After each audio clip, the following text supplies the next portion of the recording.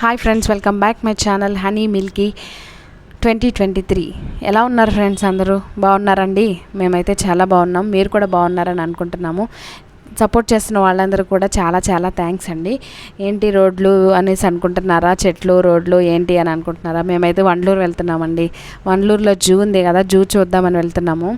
మేము ఎప్పుడో 1 year నుంచి అనుకుంటున్నాము వెళ్దామని. మేము వెళ్ళాలనుకున్నప్పుడు అది హాలిడే ఉంటుంది. మాకు హాలిడే ఉన్నప్పుడు టికెట్లు దొరకలేదు.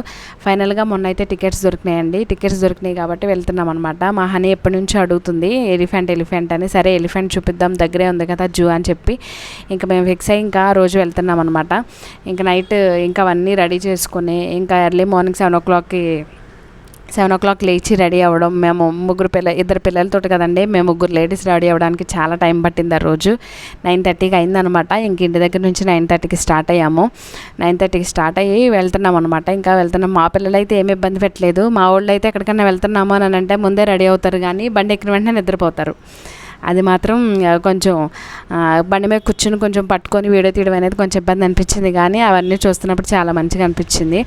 ఎవరన్నా ఇక్కడ చూడని వాళ్ళు ఉంటే చూడండి, చూస్తే లైక్ చేయండి తప్పకుండా వీడియోకి.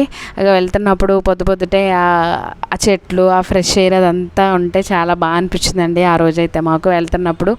ఇంక వెళ్ళడానికి మాకు 26 kilometers, రావడానికి 26 kilometers పట్టిందండి. అరౌండ్ మేము 9:30కి స్టార్ట్ అయ్యాము. జూకి వెళ్ళేసరికి 11:20 ఏమో అయింది.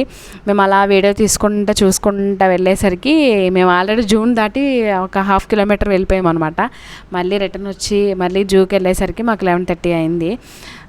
మేము వెళ్తా ఉంటే ఇగో ఎయిర్పోర్ట్ చూసాము. మధ్యలో ఏరోప్లేన్స్, ఫ్లైట్స్ ఇవన్నీ చూసుకుంటూ వెళ్ళామన్నమాట. చాలా మంచిగా అనిపించిందండి ఆ రోజు. చాలా రోజుల తర్వాత చాలా లాంగ్ డ్రైవ్ వెళ్ళామన్నమాట.